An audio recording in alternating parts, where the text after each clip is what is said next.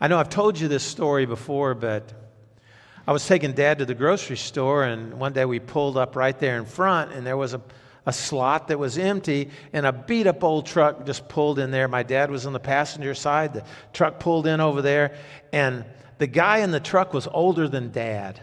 He had a whitish yellow beard, halfway down to his navel, and he opened up the truck door, and the door creaked as it opened because the truck was probably as old as he was.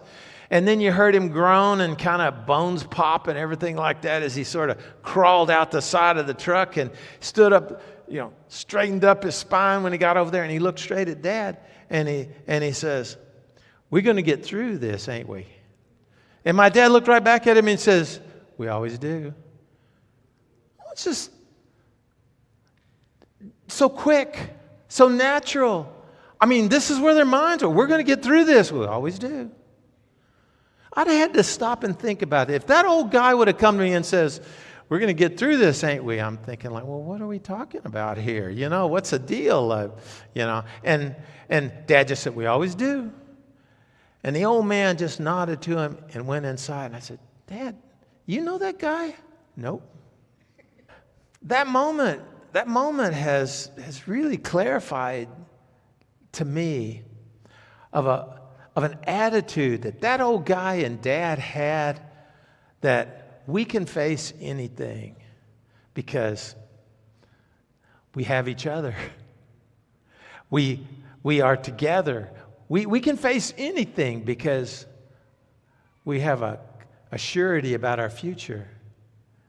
And we can make it through today, no matter how bad the arthritis hurts, no matter how much medicine we're taking and all that kind of stuff. They had a positive outlook on the future, and that outlook on the future gave them strength and courage.